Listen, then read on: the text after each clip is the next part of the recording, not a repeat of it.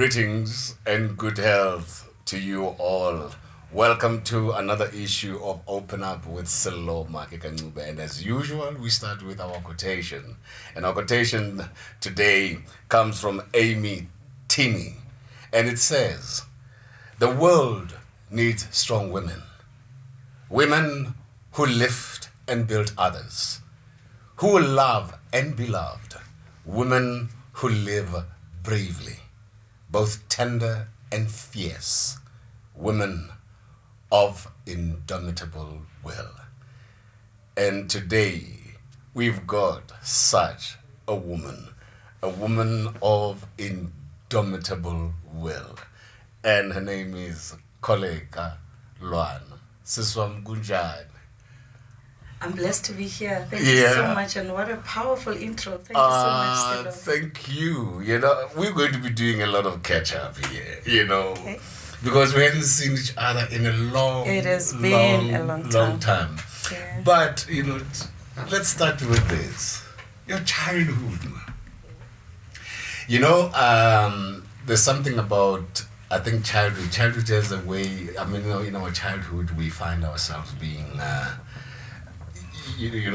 our childhood somewhat forming us, and somehow, kind of like setting up a little, stepping stones, which at the end of the day, we find ourselves having followed them to be who we are. Yes. Tell me about your childhood. So I was born and raised in the Eastern Cape. Okay. And I was actually raised by my grandmother in a rural village called Tabankudu. Okay. The high mountain. Mm-hmm.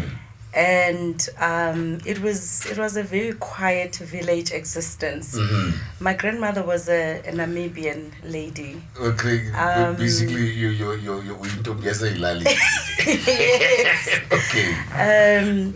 And I remember being a child. She was a colored lady, and I used to ask her, "How come you look lighter than the other grannies in the village?" Yeah. And my parents were working in Mthatha. Okay.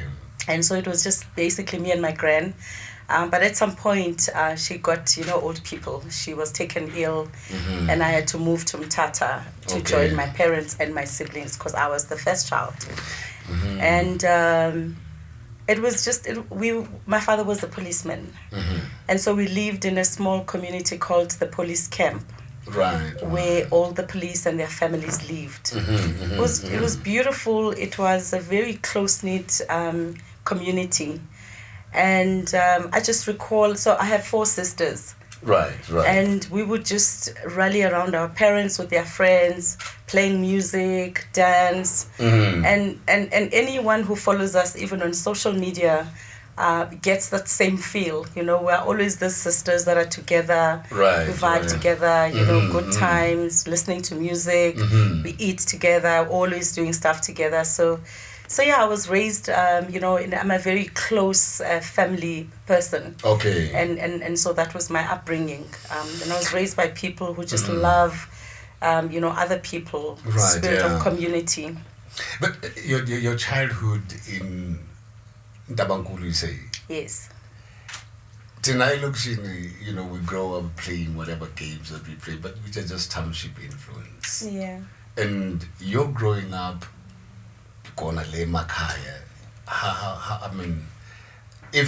For instance, let me compare your growing up and your children's growing up. Yeah, it's two different worlds. Yes. What is it that you share with them that that you guys don't know? So, for instance, and it's weird because I'm also not a pet lover. Yeah. But we had dogs at home. Mm-hmm. So I have a niece who is 3 years old, and I was the first person to orientate her to, being comfortable to play around with dogs because I was surrounded by nature when I grew up. Mm-hmm. And we played, indigenous games. We created games for ourselves. Mm-hmm. And it isn't, dogs as Makaya. "Hayi, you know, it's not like the pets, you know, today that you call them your children. Children, exactly. Yeah. So yeah, I think from a gaming point of view, and you know, you just created your fun as a child. We played all three teens. We played marbles. We played, you know. We just created games for ourselves, and we had dolls. I mean, I was a girl, so my father would always drop off a small suitcase with dolls. So this. So I mean, you know, what is always fascinating? It's how, for instance, you know, we tend to think that if you don't come from a certain kind of environment, basically, you know, either you'll never amount to anything. But one thing that has just opposed that view has been that some of the people who reach greatness have an impact in the world are people that came from Lali. I mean, you know, talk about your hero, your hero from the Eastern Cape, you know, Dad. You know what I mean? If ever you would, you know, compare the upbringing now and the upbringing then, what is it that you would say that there is, you know, basically forms, you know, the indomitable will that somehow, you know, you find people who come from very disadvantaged background, you know, bring to the world? I think that the community where we come from, for example, in the Eastern Cape, even if you look in top corporate positions globally, in government positions, you'll find there's a lot of people from the area, the community where I came from in the Eastern Cape. People studied. It didn't matter that they were from humble beginnings. My parents met and they only had what was it called those days, a standard 8. They both studied together, and we would see them graduate every year. So they were both not defined by their background. And I find, I mean, the story of the boy from Umvezo, Nelson Mandela. Exactly, yes. You know, he also came from humble beginnings, but there was a sense of resilient spirit, you know, about the people from where I come from. And even the work that I do today, we talk about raising resilient young girls, because we must not be defined, because, I mean, especially in South Africa with the inequality, you will find that most of us come from, you know, humble beginnings. We've all had to work our way, and we need to, as we raise young girls and boys, we need to just, you know, ignite that spirit of resilience so that they aspire to be better people. You know, they want to be there for their communities. You know, we're talking like this, and I know for a fact that I have always been, I guess, amazed, and you know, and I would look at you know, people like Bonotatu Mandela, you know, and then you have Sobukwe, and then you have Steve Biko. You know what I mean? And I say, but what is it about this area called the Eastern Cape that produces people like that? I mean, have you ever made an analysis from yourself? In fact, there was a time actually, because you know, you people from the Eastern Cape, you know, when it's time to just like, but you know, but what is the word? What is the word? The changing of the guard. No, but no, you know what I mean? And I think it actually happened with the Ulukuzana when we won the World Cup. The Rugby World Cup. Yes. Because who was captaining? You know, who was the captain? It was Collies. Yeah. You know what I mean? And Collies from where? Eastern Cape. Yes. So there was this whole like taking it back home. You know. Yeah. But you know, what is it, you know, about the Eastern Cape that produces? Have you ever made an analysis around that? So what I am aware of is that, I mean, South Africa, first and foremost, is the most unequal society in the world. Yes, you know, we have the highest Gini coefficient. And on top of that layer, the Eastern Cape is the poorest province in the country. So you would really have to, to have an imagination and a sense of wanting to have a better life if you come from, an environment where, there's no hope. You have to look around you and want to come out a better person and aspire to give a better life to the people in your world. And I believe that's what helped us. The sad part though is that most of us are away from our province. We came to seek gold in Joburg and other provinces, and we tend to only plow back where we are.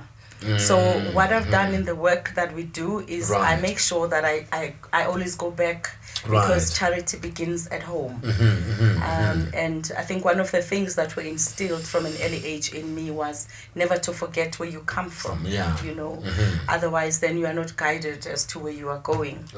So I think that sense of resilience and really wanting to come out better was because of the circumstances and the leadership we had at the time.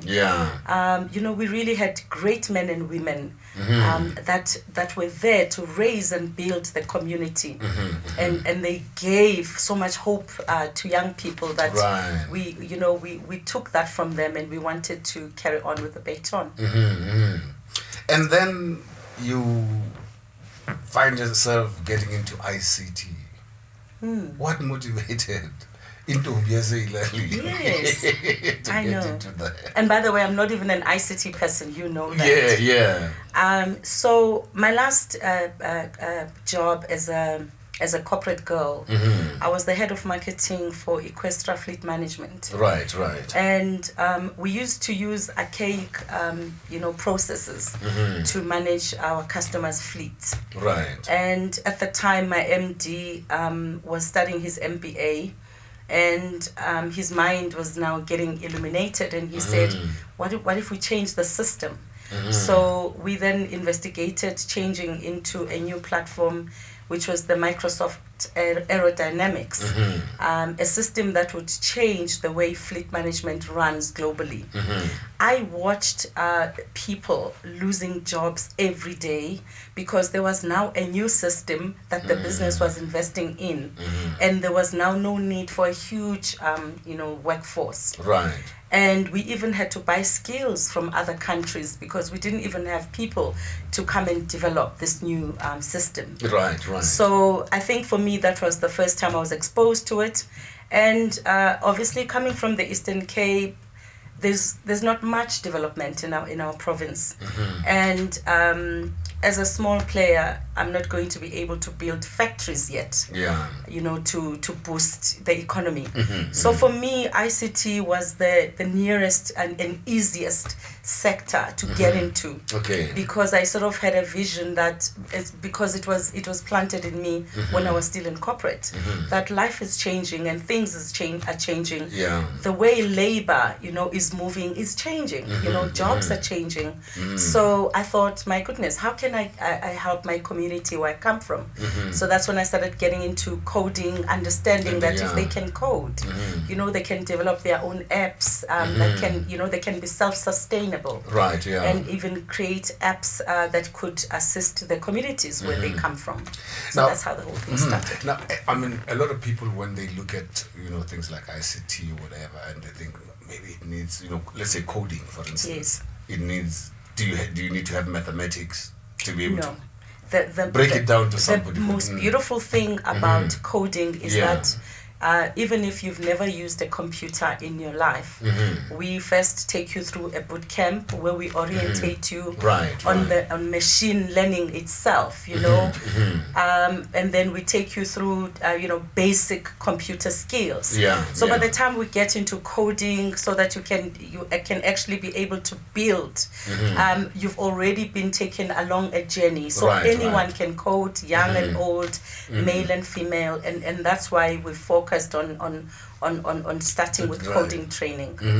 I mean, people who would be also watching our podcast could be people who, like me, we call ourselves BBTs.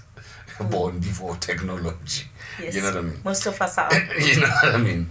But now, I mean, for the person who's watching now and they consider themselves as BPTs, what would you say to them that, look, this is how this is how it goes. This is what coding, this is the process of, for instance, when you take somebody and teaching them basic computer skills, where do you start? Okay, so as I said, we first start in a classroom situation. Right, yeah. Where, so obviously I am not a coder. Okay. Because I'm not a geek. All right, okay. I'm more of a facilitator in the sector. Okay. So our trainers would take you, it doesn't matter what your educational levels are, because you must understand that most people are afraid of technology. Me too. I'm one of those. Yes, it's intimidating. These gadgets can be intimidating. Yeah. So they are first going to show you, this is a computer. This is how it functions. Okay. It was designed by men like you. You are still better off than a machine, because a man had to put information into that, just so to try and deconstruct the understanding of this entire digital transformation. Right. So by the time you get into the hectic classes, where they are now bringing in the tech guys that are going to teach you how to do the coding exercise itself, whether it was Java or HTML, you've already gone through an entire journey, and you are more comfortable, and less intimidated by the entire process. And I know, because when I first met you, you were the marketing person, You're growing up, and you have to decide on a career. Why did you choose marketing? What about you said, I think I will be a good marketer? Interestingly, I studied tourism. I studied. I went to the hotel school. Okay. It's now called the Durban Institute of Technology. Those days it was called ML Sultan. Okay. And I actually attended at the hotel school at Natal Tech. Okay. And one of my majors was marketing and communications, and I just had a natural affinity with those two courses, and I just then decided this was my thing. Right. So when I did my internship at South African Airways as a student, I naturally just went, to the marketing department. I started showing. I remember even as a junior intern, I did my first trip to Dubai, taking Voyager members to go and play golf. Right. So you could tell that I had a natural, neck or affinity with marketing. Yes. I could sell ice to an Eskimo. I think that's how I even got you on board the project we did together. Exactly. Yes. So it was something that was innate in me. It was just an easy.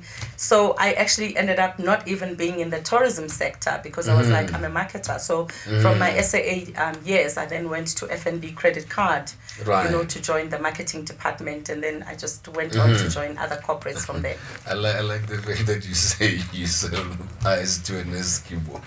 Of course, that's what a good marketer has to do. Has to do. And then you have the foundation, the Do Good Circle. Yes. What do you guys do? We're just a bunch of do-gooders. Yes. So we focus on. So the Do Good Circle was formed by myself and a couple of my siblings, whom I work with. We obviously were raised by a family of people that there were 4 of us when we grew up as the girls, but there were always 20 people around the house. My parents were always welcoming strangers. Yeah. Either someone who's coming in from the village to look for a job, or someone is looking for, any other prospects. They're finding a school for this person. So I guess it is something we grew up, observing. Yeah. So even when we formed the Do Good Circle, it was like, what can we do, to help out? Because we can see the challenges faced by our country. So we joined the Do Good Circle, and naturally, because we are all women, we then decided we're going to focus on challenges that affect us as women. We know what we've gone through in corporate South Africa. We know, what the hurdles are. So we focus on all issues that affect women. Inequality is a big thing in our country, and underrepresentation of women in various sectors, abuse, gender-based violence. So we work with organizations that assist women in those areas and children. We work with UNICEF. To address the issues that children are faced with in our country, and then ICT also became a natural fit for us. Okay. You're saying that you were 4 in your family. Yes, for the longest time. For the longest time, and now there's 5 of us. And then there will be like 20 other people. Yes. What drives that kind of philosophy? What is it that you would say? And even, you just said you would be welcoming even strangers. Where does that philosophy, and how can we maybe even try to revive it in some way? I know, doing the foundations, it's also some way. Yes. But this whole, I think, and Ubuntu, I think, Yes. at the core of it all. Yeah. You know what I mean? But if you sit back and you analyze what was driving your parents, what that kind of philosophy, where was it coming from, and what is it that was keeping it alive? So my mom lost her mom when she was 3, and she was raised by the community. So she's a woman who really understands how cruel this world can be when you don't have a mother. So I think for her it was just an easy thing to open, the doors. That's it, yeah. To strangers and to want to help out. And my father was an old school law person. He really was. He wasn't just a regular policeman. He actually studied police science, political studies. And so even the way he approached the policing, he was very scientific about it and academic about it. And I used to watch him when I go to his office because he was my hero. Yeah. I used to find a queue of people coming from all sorts of areas to ask for help. Whether a young policeman needs a transfer so they can be closer to their families in the village. And he would have time for all of those people. I'm not sure where he got it from. Maybe he also got it from his parents, because where we came from, I understand that from Dabankulu, the church was built by our forefathers. So it was probably also something that he was exposed to from an early age. And as children, I think it's all we know. It's what we were exposed to from an early age. Right, yeah. If I remember my father's funeral, we just had people standing up saying they want to testify that he got, I remember the first guy got up and said, I've got 2 daughters here. One is a nurse. I've got a son that's studying to be an engineer. And then someone stood up and said, who's going to feed my children when this man is gone? He used to come with his big cousin, take my dirty children, and they'll come back, with gifts. And so I think when we were young, we didn't understand it. We resented it, actually, because we had friends who didn't have this ruckus at their homes. But I think as you get older, you start to have an appreciation of how our parents always lived a life of paying back. Yeah. We actually ended up writing on our father's tombstone that we will emulate his ways, and they will always be imprinted in our hearts. And so for me, as the eldest child, it's always been my drive to make sure, especially my father doesn't have sons. He only gave birth to girls. So I've always thought, I don't want his legacy to die. I want to continue, from where he left us. And I think that's really what just drives us to want to do better, to continue to give back to others. And you said your father was a policeman. Yes. And usually policemen, people have a very strained relationship with Yes. What was unique about your father? My goodness, he was my hero. I remember once he was the commissioner of police in Transkei, and Oprah used to come and spend the day with Madiba and the kids at Kunu. And naturally, my father is the big chief, so I say to him, take me to Kunu, I want to meet Oprah. And he would say, no. People are working there, they're under protocol. I would think, my goodness, do you understand you're the commissioner? Yeah. And if he approaches a roadblock, you would see him sweating, looking for his license. and yet the same people will salute him. So I think his humility, for me, was something that is uncommon. And we see it these days when we see, the kind of policing and the deterioration. And for me, those are the things that I want us to bring back as South Africans. The order and the excellence. Lawmakers must be lawmakers. Right. And if we have to put academia in strategic positions, let's do that. Let lawmakers be lawmakers. Right. Let them not be lawbreakers. So I want to go back a little bit to, and we were talking about the whole intellectual capital that the Eastern Cape has. Yes. And basically I'm drawn to think or to remember also that the very first, I think, university in Africa during the colonial times was Fort Hare. Yes. Do you have an affinity to that kind of thought, or Yes. I mean, even now in the work that we do as the Do Good Circle, we work very closely with bodies of knowledge. Right.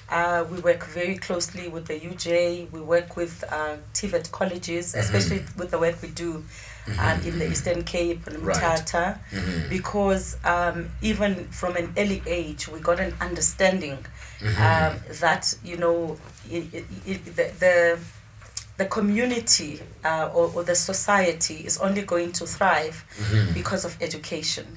So for us, it's a philosophy that we understand. It was given to us, from an early age. Right. And where we come from in the Eastern Cape, I think because of remember Transkei was a homeland. And all our leaders, the Madibas, they all went to Fort Hare. Right. Because they were seeking, a better life. So they could come and serve their people. So education was always, it was Christianity and education. We're always, in the forefront of leadership and how things were done. And I think that's why the Eastern Cape is well known and has become, known for the big guys, that have taken our country forward. The work you're doing with Soul City, we're living through difficult times. Yes, we do. And, we have to take, I guess, the girl child to a position where he has to, I guess, break down the walls of patriarchy. Tell me about the processes that you are taking in doing this. Okay.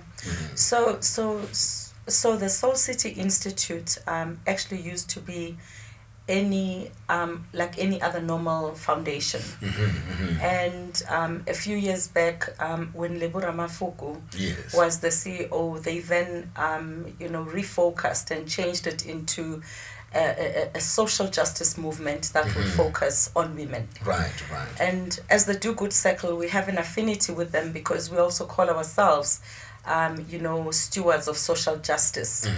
And so we have a good affinity with them because we were raised by a very strong matriarch. Right. Who also raised us as strong girls who could stand on our own. Sometimes when we look around and we look at the challenges that are facing women and the girl child in our country, we think sometimes that we have not given, or rather parents have sort of let their hands go from actually playing their role, the parenthood role. They have left educators on their own. They've left their children to be raised by the streets. And so we are saying, let's bring back that moral fiber. Let's remind parents to be parents. And if they don't know, because we've also got a lot of broken families in South Africa. So let's teach people how to be parents. Let's teach people how to deal with the various generations, and and my thing for, especially when working with women, is that it takes a village, and even if you've never given birth to a child, you are still a mother, you are still a sister, you are still someone's daughter. And if you can bring that communal sense of community, of working together, of respect, and while we do that with the girl child, we also do the same with the boy child, because it is the boy child that is going to create gruesome murders and burn and maim their partners. But if we raise them to understand, and even applying Christian principles on why God created a woman. A woman is meant to be your partner, your helper, and if we teach them at an early age and on how to be men, we will not have the challenges that we have. So we have to go back to the basics. So the programs that we run with the Soul City Institutes, the Mandela Foundation, the UN, the United Nations Women, are centered around just working closely with communities and just empowering them and reminding them, reminding mothers what their role is, fathers, the children, the sisters, the grandmothers. So in a nutshell, that's in essence our approach to community work. No, brilliant. I'm very passionate actually, when it comes to issues of gender issues, and particularly gender-based violence. And I think because I'm growing up, I had my own challenges with it, but fortunately I had what is it, the conscience, Valo, and that conscience made me say, but what are you doing, and I started confronting that element, in me, I think as far back as 1984, and that basically was my journey up until now, and I'm saying people would, maybe even think that why I'm saying even up until now. And here I'm reminded of a situation where, I met with somebody who basically was an alcoholic, and I didn't know that they were, that they have suffered from alcoholism. And I said, hey man, let's go and have a drink. And this lady said to me, you know what, I'm a recovering alcoholic, and I'm 40 years on the journey. Wow. And I one of the things that I find is that when we talking about these things, it's somehow we're not, basically like dealing with the mind. Yes. Because that is where the habits are formed, but what are the things that we can do to try and change mindsets? So that and we actually give them good habits. Yes. You know what I mean? Have you ever thought about that? So I'll make an example. There's a community that we work with in alongside Balo World, which is one of our partners as the Do Good Circle. When we got to that community, we were initially actually going to talk to the families of the people that are trapped underground in the mine. Okay. But in spending time in that community, we learned that drugs and alcohol abuse amongst the youth is a big problem, and crime as a result is a big problem.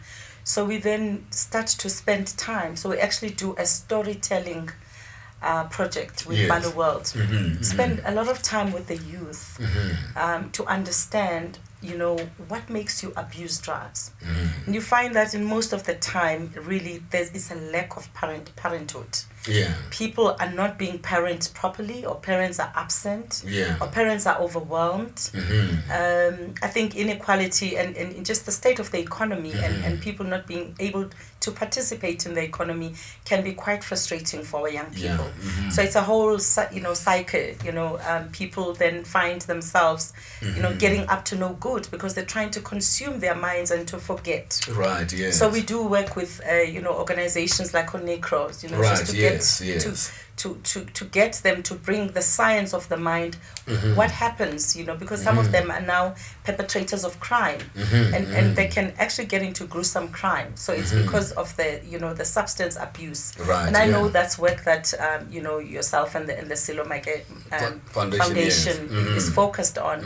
We need more of you. Right. Yeah. We need more people talking to the community, listening. Those storytelling exercises are so powerful that when we sit with the young people like this, they actually open up, and one will say, Sis Kholeka, I want to change now. I'm a father. I want to be better than my father. So I think listening to our people, spending more time with them, we get to understand, the psychology of the perpetrators or the abusers. So for us, that's where we start. And that's why we work with the bodies of knowledge to make sure that the doctors from those spaces get closer to our people, get to understand and have a firm grasp so they can address those issues. And last time I had a conversation with a young actress, and and I was so touched by her reaction to, I guess, this patriarchal environment that we have, and seeing that in or even the things that she said in order to say, hey guys, men or young men out there, you got to start changing your approach. Yes. You know what I mean? And now, and I would like, if you can as well, just what message can you say to all men out there, to be aware, what is it that you would want to say to them? Let me put it that way. So first, there are good men in South Africa. Right. We still have leaders in South Africa. We just need to hear more from them. We are clouded, and there's so much noise coming from the wrong quarters. Right. You see them sometimes defending, the hashtags men are thresh. Yes. That hashtag does not exist for men to defend it. If you want to defend it, defend it by actually taking a stand for something. Absolutely. In the community where you come from, it starts with self. Right. Are you not an abuser at home? If you are not, wow, good for you. Then you need to teach, each one teaches the next person. Right, yes. You cannot have friends that you drink with, and you know that so-and-so is an abuser. And you actually sometimes let it happen in your presence. Exactly. There is no way we're going to, that's why the Ubuntu, the spirit of Ubuntu is about, a shared sense of responsibility by the community. We share food, we share our values, we share stories around the fire, we just need to stop being selfish and say, in my house behind high walls, this is how things are. We just need to open ourselves more. And before we can defend hashtags, let's make sure that we actually are not abusers. Because if abuse happens under your nose, then you are actually a cohort, to that. So I just need South African men to stand up more against abuse. Stand against your brotherhood. Yes. Because that's what I'm doing. I'm standing, I'm teaching sisters what it means to be sisterhood. And lo and behold, if myself and my sisters are not putting out that message out there, but we really believe that we try and show them that women can stand together. So men can stand together, but for good. And one of the things that really, really, really, touches me, is how, for instance, almost how women are subjected, that if ever they've got to rise to positions, and you find that there are men, we are standing there only to say, well, you will rise up if you offer yourself. Yes. You know what I mean? How do we speak to that? I sometimes cannot thank God enough for my circumstances, my social, makeup. Right. Because I was once exposed when I left my last employment at Equestra, the food management company I mentioned. I went to an interview at a mining company that is non-South African. Right. And the gentleman then called me after the interview and said, I need to come in, we're driving to the mines. So I said, why am I driving to the mines? And he said, no, I think you need to come and it's some kind of an orientation. So I said, no, I understand how, the labor, space works to an extent. Yeah. And I was just thinking, and I was able to actually brush him off because I could tell that he had intentions. But I had an opportunity of turning him down. I did not have circumstances that were dire to an extent that I could expose myself, to something like this. So it is rather unfortunate. And I think for me, this is the call to men to really, because most of them you find that they've got daughters at home. They are raising girl children. But when they look at a woman in a professional environment and they have an upper hand, they forget that. And they forget that they will reap what they are sowing. Tomorrow it will be their daughters. So it goes back to the same thing. We just need South African men to really take up their position as our providers in a good sense, as our gatekeepers, as our protectors, as and just do better. Because I look at this and it really just says, hey man, there's something very wrong about who we are as men and what we are aiming for. There's Kholeka. She's 18 years old, and you want to speak to her and say, this is what you must do now. What would you say to your 18-year-old side of self? I say, girl, listen here. You are fire. God's got you. You've got this. People will come and most of the time, people who do not have your grit and your fire will tend to want to water you down because your fire might just be too much, or your light might be too much for people to handle. Or they might want what you have and they don't know how to go about. So I've learned that when you have big dreams and you are a big doer and a person of big gestures, you'll most of the time come across people that will want to try and clip your wings. So I would tell my young self to continue believing in herself, because it took me a while. Even though I was raised by parents that taught us all the time and told us all the time that we were amazing, we were great. I still, when I met people out there in the world who had intentions of bringing me down, I forgot for a minute. So I would tell my younger self that they will come. And oh boy, they will come and they will want to put you down where they are. They will want to put you down. Do not listen to them. Counsel is good. You can take it with a pinch of salt. And don't forget your dreams, girlfriend. Stay focused. Stay woke. My sister, thank you very much. Thank you for sharing your time with us. Thank you so much for having me. Thank you. And I must say, I just want to, wish you and your show well. And just thank you for having me, and all the best. No, thank you very much. Well, you heard, you girls out there. Just remember one thing: you are fire, and don't shrink yourself in order to make those around you to feel comfortable. Well, this is me, Sello Maake, ka-Ncube, saying toodaloo.